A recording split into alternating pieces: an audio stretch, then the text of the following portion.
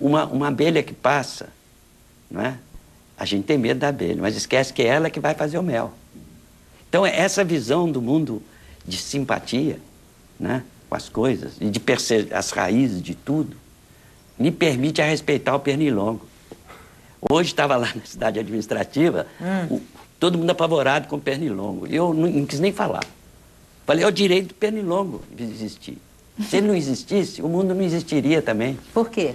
Porque ele é um dos elementos que alimentam os animais, os passarinhos, e tem todo um ciclo, ele está na cadeia evolutiva dos insetos, quer dizer que se eu cortasse essa cadeia, não existiria abelha, não existiria... Então é uma coisa que eu acho... É uma teia, né? Uma teia, exatamente. Pois é, mas, por exemplo, a título de curiosidade, vou perguntar para ele, você respeita a barata também? Acha a barata a coisa mais linda do mundo. Ah, não, pelo amor de Deus. Conta, por quê? Eu, quando era aluno de biologia, o pessoal tinha horror de barata. Mas eu fui para... Uma das coisas nossa na escola era dissecar a barata. Isso. Ninguém tinha coragem de pegar na barata.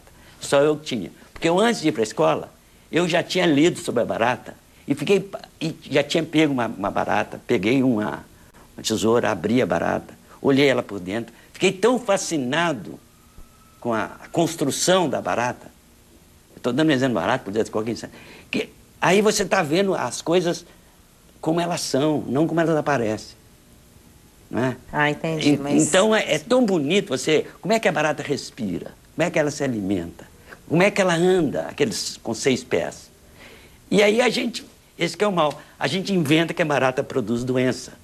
A nossa casa está suja, eu não guardo a comida direito, a barata vai lá comer. E aí nós culpamos a barata. Não culpamos a nossa. Entendeu? Então, morro de medo de barata. Porque você teve alguém, algum dia, que te pôs medo na barata. É, com certeza. A gente, quando é criança, aprende o medo muito depressa. Com certeza. Né? Então, o dia que alguém da sua casa deu um grito quando viu uma barata, você era pequena, menininha, aquilo marca pro resto da vida. Agora, sou Pavor de barata, cobra. Sou fã incondicional das formigas. Formiga é outro exemplo bonito. Eu acho formiga maravilhosa. Sou capaz de andar assim para não pisar. É, muito feliz quando você vê formiga, barata, marimbondo na sua casa, lá em Conceição do Mato Dentro. Conceição do Mato Dentro, é sinal que essa casa está viva. Porque eu brinco muito lá em casa nisso. O dia que o marimbondo, a barata, ou aqueles lagartixinha, começar a cair da parede da sua casa, sai de casa que a casa está envenenada. Ela é a maior garantia que tem vida, que as coisas vão continuar. Então tá. Agora, Zé Carlos, o que você fala sobre... Porque você fala sobre a teoria da autorregulação da Terra, não é isso? O que é isso? Não, esse é um conceito de uma aproximação da ideia da ciência mais atual, né, mais moderna, com essa questão da ideia do planeta vivo, né? É uma hipótese chamada hipótese Gaia, e hoje a ciência tem se voltado para isso, tem percebido que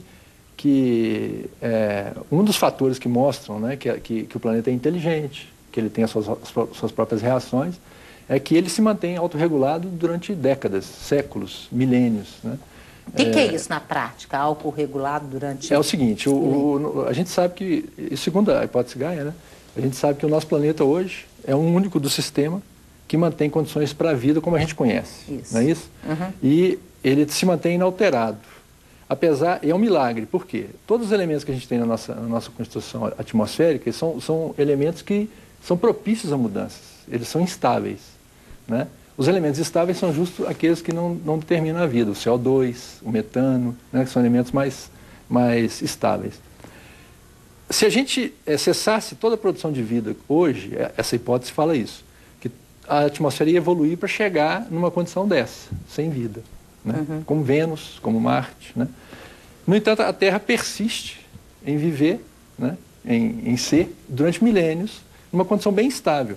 Ela regula a sua condição de metano, a sua condição de CO2, a sua condição de oxigênio. Oxigênio livre, por exemplo, é uma coisa rara, né, em qualquer ambiente. Então, esse setor da ciência tem percebido que isso é um modelo de autorregulação do planeta, né, que é feito através de sistemas que a gente desconhece. Ninguém conhece isso, ninguém sabe dizer. Por exemplo, a hipótese do aquecimento global, ela já está caindo, está todo mundo já vendo que isso não é como é. Por né? quê?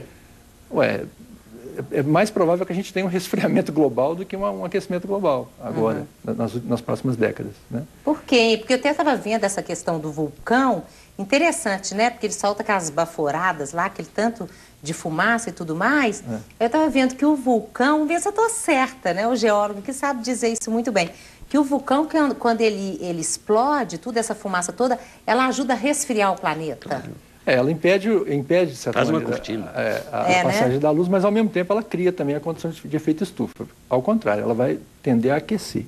Mas a questão que a gente está tanto preocupado com a relação, por exemplo, do homem gerando CO2 através do consumo do combustível fóssil, e isso alterar essa condição planetária, né? Quem estuda isso mais a fundo tem dito, né? Tem vários pesquisadores, inclusive brasileiros, têm feito essa análise e tem visto que já houve períodos em que a produção de gás carbônico pelo homem era insignificante e houve aquecimento. E teve períodos em que, teoricamente, como por exemplo, no início da Revolução Industrial, a produção aumentou e houve resfriamento, né? Ou seja, isso não bate. Entendi. E se descobriu que o grande regulador da quantidade de CO2 na atmosfera são os oceanos, né? O oceano, quando aquece, ele concentra o oxigênio. Quando ele esfria, ele não concentra o CO2. Né? Então, ninguém sabe por quê. Ninguém efetivamente... É uma teoria, uma hipótese, é uma constatação que isso acontece, mas efetivamente por que isso acontece... Não se sabe, mas aqui, o que a gente está sentindo é que está esquentando.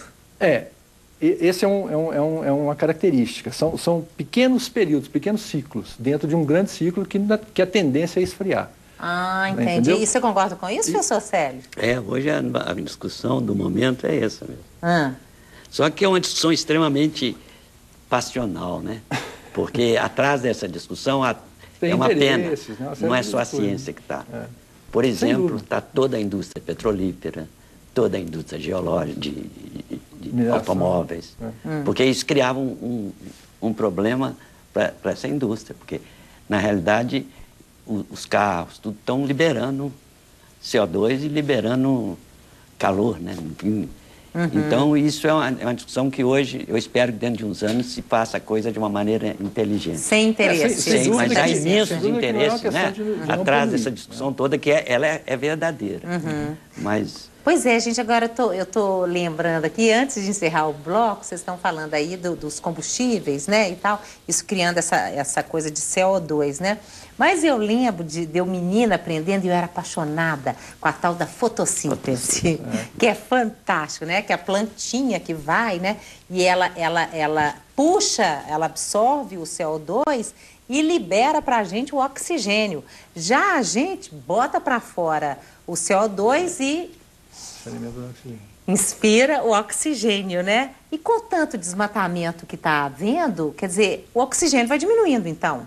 Porque aí, se a gente tem menos planta, é menos planta para fazer essa limpeza. Estou errada, meu raciocínio? Tem uma certa lógica, mas o desmatamento é mais grave do que isso. O desmatamento... Não, sim, não estou falando da gravidade, mas... Destruir a cobertura vegetal, que é fininha na terra, né? Você está destruindo a coisa mais importante que tudo isso, que é a biodiversidade. Então, a variedade da vida existe porque existe isso. São as Ele falou aí plantas, do equilíbrio, exatamente. Fotossíntese, respiração, isso tudo está nessa camada fininha, né? O importante a gente entender é que o ser humano ele tem influência e a gente tem afetado efetivamente o meio ambiente, principalmente do ponto de vista da poluição. É o que é mais danoso para nós, né?